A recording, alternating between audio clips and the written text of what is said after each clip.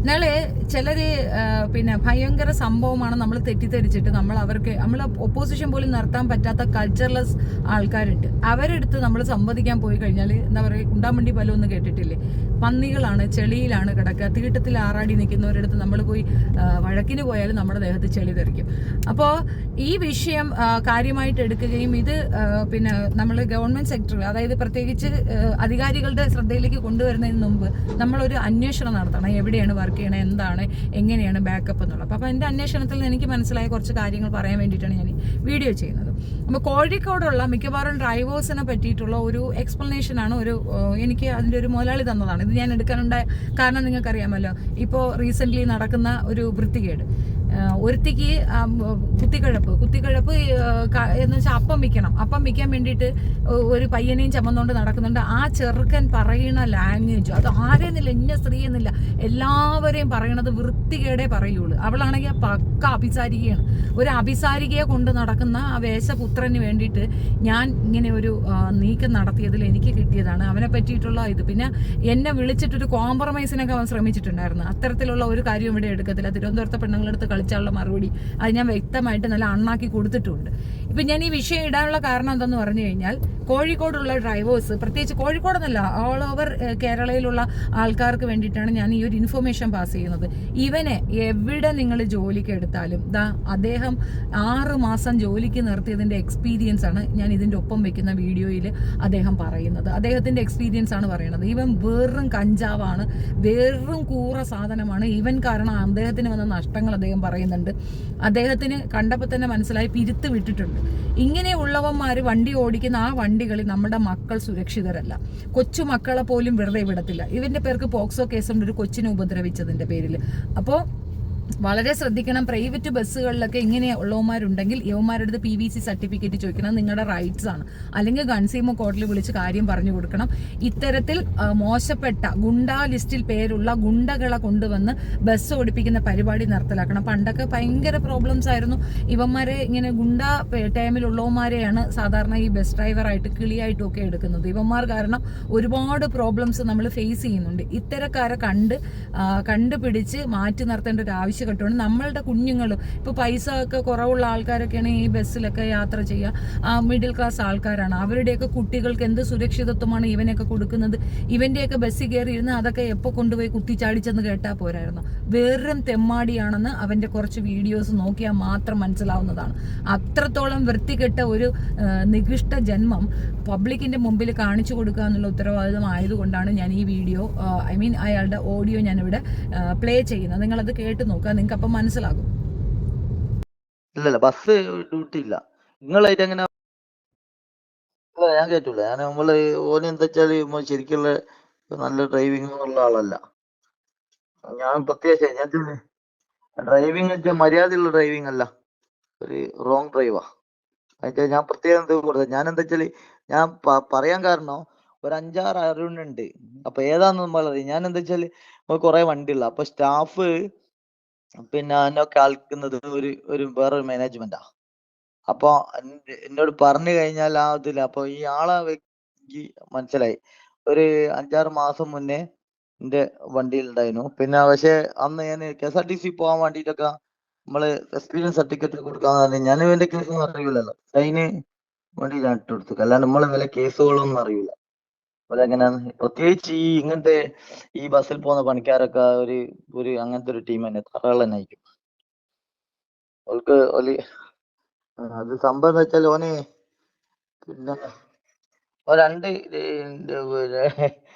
പിന്നെ മുസ്ലിംസും ഹിന്ദു രണ്ട് ഇതാന്ന് തോന്നുന്നു.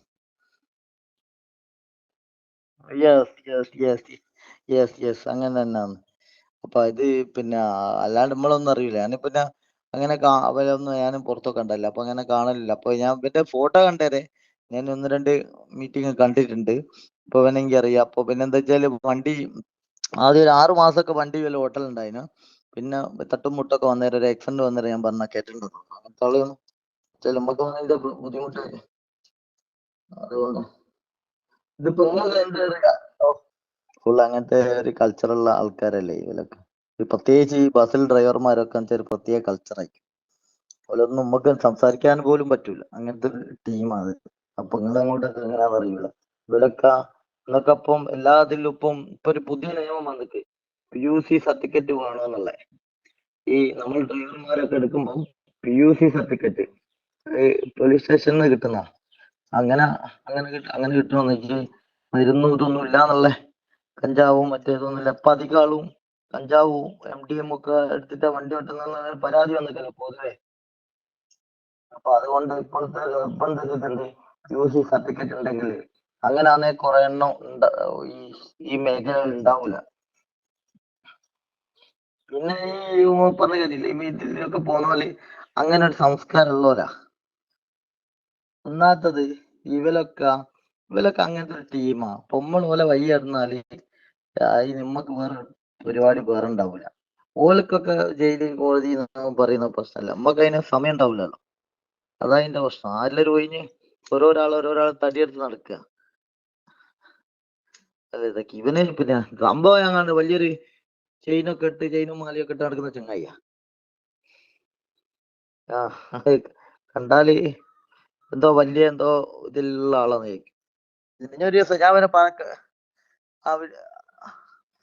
നിങ്ങളാക്കി അല്ല, ഞാൻ അവനെ കണ്ട ഇവന് ജോലി കിട്ടാൻ വേണ്ടിയിട്ട് ഈ ഗവൺമെന്റ് ഇതില് ഒരു ഇത് കൊടുക്കും. ഏത് പിന്നെ അപ്രൂവൽ പിന്നെ കിട്ടുന്നെങ്കിൽ നമ്മളെ എക്സ്പീരിയൻസ് സർട്ടിഫിക്കറ്റ് നമ്മൾ നല്ല ഗുഡ് ഇത് ഉണ്ടെങ്കിൽ മാത്രമേ ജോലി കിട്ടൂ. അതിന് വേണ്ടിയിട്ട് ഒരു സൈന് വേണ്ടി എൻ്റെ അടുത്ത് വന്നതിനോ അതല്ല അതിലാന്ന് പെട്ടെന്ന് ഞാൻ പറയുന്നത്. നിങ്ങൾ പറയുന്ന ബസ്സിൽ ബഷീർ എന്ന് പറഞ്ഞ ഡ്രൈവറാ. അവന്റെ പേര് അരുണില്ല. അവന് 55 വയസ്സുണ്ട്. അല്ല നിങ്ങൾ ആ റീൽസ് ഒന്നും കഴിച്ചിരി. ഞാൻ കണ്ടാലെന്തോ പറയണോ? അല്ല, ഇവനെ കാണുന്ന ഡ്രൈവർമാരോട് എന്താ പറയണോ? ഇല്ല അതില്ല, നമ്മളെ കൂടെ ഉണ്ടാവൂല. അല്ല, ഞാൻ പറഞ്ഞു കഴിഞ്ഞാൽ ഇങ്ങനെ ഒരു കംപ്ലൈന്റ് വന്നിട്ട് അങ്ങനെ എന്തോ പറയണോ? ഞാൻ അങ്ങനെ ആണെങ്കിൽ ഞാൻ ഇവിടുത്തെ കമ്പനികളുടെ നമ്മൾ കുറെ ഡ്രൈവർമാർ ഉണ്ടാവുമല്ലോ, കേറ്റാൻ പറഞ്ഞ അങ്ങനെ കംപ്ലൈന്റ് വന്നേക്കൊണ്ട് ഓന് കഴിഞ്ഞ ദിവസം റിക്വസ്റ്റ് ചെയ്ത് വന്നിനു. എനിക്ക് തോന്നി ഗവൺമെന്റ് ജോലി എനിക്ക് അതിന് പോകാനാവൂല, ഈ ജോലി വേണമെന്ന് പറഞ്ഞിട്ട് കഴിഞ്ഞ ദിവസം റിക്വസ്റ്റ് ചെയ്ത് വന്നിരുന്നു.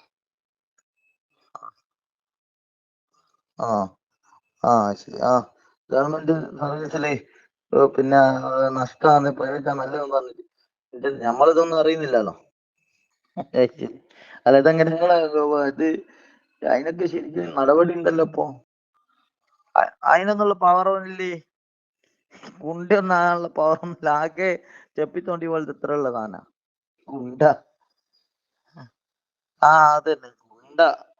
ഓടിയാ ഇതാവില്ല കാര്യം എന്നാ ഗുണ്ടാന്ന്. അതോരോരാൾ സംസ്കാരല്ലേ.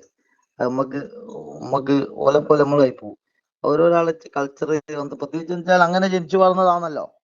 അപ്പൊ അതിന്റെ കൾച്ചർ ഏകദേശം മനസ്സിലാവുമല്ലോ. അതൊന്ന് ആ റീൽസ് ഒന്നും ഇങ്ങോട്ട് ഞാൻ നോക്കട്ടെ, ഞാൻ അയച്ചെടുക്കാം നമ്മളെ ഗ്രൂപ്പിലൊക്കെ. പിന്നെ ഇതാന്നില്ലല്ലോ, പിന്നെ എനിക്ക് ഡൗൺലോഡ് ആവുന്നില്ലല്ലോ. ഒന്ന് നിങ്ങൾ അയക്കി. അപ്പൊ ആ ഓണർ പറഞ്ഞത് നിങ്ങൾ ശ്രദ്ധിച്ചല്ലോ. അത് തന്നെയാണ് എനിക്കും പറയാനുള്ളത്. ഇവനെയൊന്നും ഒരിടത്തും ജോലിക്ക് എടുക്കാനോ പാടില്ല. അവൻ അപ്പം വിൽക്കാനാണ് യോഗം. അവന്റെ അമ്മച്ചിയെയും ആ പന്നി പിറന്ന ആ പെണ്ണിന്റെയും അപ്പം കൊണ്ടു നടന്ന് വിൽക്കട്ടെ. അതാണ് അവന് ഫസ്റ്റ് അവന്റെ പരിപാടി. അതാണ്. അതുകൊണ്ട് അവൻ അങ്ങനെ ചെയ്യുന്നത് കൊണ്ടാണ് അവന് നാട്ടിലുള്ള സ്ത്രീകളൊക്കെ അങ്ങനെ ചെയ്യുന്നതായിട്ട് തോന്നുന്നത്. അമ്മാതിരി തെണ്ടിത്തരം. അമ്മയും മകനും തമ്മിലുള്ള റിലേഷൻഷിപ്പിനെ പോലും വളരെ വൾഗറായിട്ട് പറയുന്ന വൃത്തികെട്ട ജന്മമാണത്. ഇങ്ങനെയുള്ളവന്മാരെ നമ്മുടെ സമൂഹത്തിൽ നിന്ന് നീക്കി നിർത്തുകയാണ് നമ്മൾ ആദ്യം ചെയ്യേണ്ടത്. ഇവന് ആ സർട്ടിഫിക്കറ്റ് ഇല്ല. ഇനി അഥവാ അവ ഉണ്ടാക്കിയിട്ടുണ്ടെങ്കിൽ തന്നെ അത് ഫേക്ക് സർട്ടിഫിക്കറ്റ് ആയിരിക്കും. ഇവന് ഒരു ലൈസൻസേ കിട്ടുള്ളൂ. അവന്റെ കൂടെ നടക്കുന്ന ആ അഭിസാരികയുടെ ഡ്രൈവിംഗ് ലൈസൻസ്, അവളെ കൊണ്ട് നടക്കാനുള്ള ഡ്രൈവിംഗ് ലൈസൻസ് അവന് കിട്ടും. അതേ ഉണ്ടാവുള്ളൂ. വേറെ ഒന്നും അവന് കിട്ടാൻ പോകുന്നില്ല. ഇത്തരത്തിലുള്ള ക്രിമിനലുകളെ ഒരു കാരണവശാലും പബ്ലിക് ആളുകൾ പോകുന്ന സഞ്ചരിക്കാൻ ഉപയോഗിക്കുന്ന വാഹനങ്ങളിലൊന്നും ഡ്രൈവറായിട്ട് ഫിക്സ് ചെയ്യാനേ പാടില്ല. ഇവനെയൊന്നും 7 അയലത്ത് അടുപ്പിക്കാനേ പാടില്ല. ക്രിമിനലാണ്. മാത്രവുമല്ല കഞ്ചാവടിച്ച്, അവന്റെ മുഖം കണ്ടാൽ തന്നെ അറിയാം കഞ്ചാവടിച്ച് കിറങ്ങിയിരിക്കുന്ന ഒരുത്തനാണ്. പിന്നെ ഇവനെ ഗുരുവായൂർ കയറ്റുന്നുണ്ടെങ്കിൽ നിങ്ങൾ തീർച്ചയായിട്ടും യേശുദാസിനെയും കയറ്റണം. യേശുദാസിനെ കയറാം. കാരണം ഇവന്റെ തള്ള പിന്നെ ഹിന്ദു കമ്മ്യൂണിറ്റിയിൽ നിന്നും തന്ത മുസ്ലിം കമ്മ്യൂണിറ്റിയിൽ നിന്നുമാണ്. അങ്ങനെയുള്ള ഇവന് ഗുരുവായൂർ കയറാമെങ്കിൽ പിന്നെ യേശുദാസിനും കയറാൻ പറ്റും. എന്തുകൊണ്ട് നിങ്ങൾ യേശുദാസിനെ കയറ്റാൻ മടിക്കുന്നു? കയറ്റണം, അതല്ലേ വേണ്ടത്. ഇവനൊക്കെ കയറാമേ, ഏത് തെണ്ടിക്കും കയറി നിറങ്ങാമെന്ന സ്ഥലമാണ് ഗുരുവായൂരെങ്കിൽ. ഇത്തരത്തിലുള്ള നികൃഷ്ട ജന്മങ്ങൾ, കഞ്ചാവടിച്ച് കിറങ്ങി നടക്കുന്ന വേഷജന്മങ്ങൾക്ക് വരെ അവിടെ കയറാൻ പറ്റുമെന്നുണ്ടെങ്കിൽ പിന്നെ നിങ്ങൾ എന്താണ് അവിടെ പ്രിഷ്യസ് എന്ന് പറയുന്നത്? അപ്പോൾ ദാസേട്ട അവിടെ കയറി എന്താ കുഴപ്പം? യേശുദാസും കയറട്ടെന്നേ. നിങ്ങൾ യേശുദാസിന് പെർമിഷൻ കൊടുക്കുക. ഒന്നുമില്ലെങ്കിലും നമ്മുടെ പ്രഭാതങ്ങളോ അല്ലെങ്കിൽ നമ്മുടെ നല്ല സമയങ്ങളിലൊക്കെ അത്രയും മധുരതരമായ ഗാനങ്ങൾ പാടിയ ഒരു വ്യക്തിയല്ലേ, അദ്ദേഹത്തിന് ആ പെർമിഷൻ കൊടുക്കൂ. അപ്പോൾ അവിടെ അത്രയും പ്രിഷ്യസ് ആയതുകൊണ്ട് തന്നെയാണ് പലരും, ഇപ്പം നമ്മൾ പോലും ആ ഒരു റെസ്പെക്റ്റ് വെച്ചിട്ട് തന്നെയാണ്, ആഗ്രഹം ഉണ്ടായിട്ട് പോലും അവിടെ എങ്ങും വരാത്തത്. അങ്ങനെ ഒരു കമ്മ്യൂണിറ്റി അപമാനിക്കാൻ വേണ്ടിയിട്ട് തയ്യാറല്ലാതെ മാറി നിൽക്കുന്നതിൻ്റെ റീസൺ അത് തന്നെ. കാണണമെന്നും വരണമെന്നും ഒക്കെ ഞങ്ങൾക്കും ഒക്കെ താല്പര്യമുണ്ട്. ഞങ്ങളുടെയൊക്കെ ചുറ്റുവട്ടത്തും അയലോത്തുള്ളവരൊക്കെ തീവ്ര വിശ്വാസത്തോടു കൂടി തന്നെയാണ് അവിടെ വരുന്നത്. പല പ്രാവശ്യവും അങ്ങനെ തന്നെ പല രീതിയിലും എന്തെങ്കിലും തെറ്റുകുറ്റങ്ങളുണ്ടെങ്കിൽ ശിക്ഷ കിട്ടുമെന്നൊക്കെ ഭയപ്പെടുന്ന രീതിയിലുള്ള അത്രയും തീവ്ര വിശ്വാസമുള്ള ഒരിടത്തേക്കാണ് ഇവനെ പോലുള്ള ക്രിമിനലുകൾ കയറി കളിക്കുന്നത്. ഇവന്റെ തന്ത മുസ്ലിമാണ്, ഇവന്റെ തള്ളയാണ് ഹിന്ദു, അങ്ങനെയാണ് പറയുന്നത്. ഇവന്റെ ജാതി ഏതാണ്? അപ്പൊ ഇവനെ അവിടെ മേഴ്സി രവിയെ അവിടെ കയറ്റത്തില്ലെന്ന് പറയുന്നു. മേഴ്സി രവിയെ കയറ്റാത്തടുത്ത് ഇവനെ എന്തിനാ കയറ്റുന്നത്? ആദ്യം നിങ്ങൾ ഇതൊക്കെ ഒന്ന് കറക്റ്റ് ചെയ്യുക, എന്നിട്ട് ഇസ്ലാമിന്റെ തലയിലേക്ക് കയറാൻ വരിക. സത്യം പറഞ്ഞു കഴിഞ്ഞാൽ ഭയങ്കരമായിട്ട് എന്താ സഹതാപം തോന്നുന്നു കമ്മ്യൂണിറ്റിയോട്. നിങ്ങൾക്ക് ഇത് പ്രതികരിക്കാനോ ഇത് സ്റ്റോപ്പ് ചെയ്യാനോ നിങ്ങളെ കൊണ്ട് പറ്റുന്നില്ല എന്നുള്ളതല്ലേ എൻ്റെ വാസ്തവം.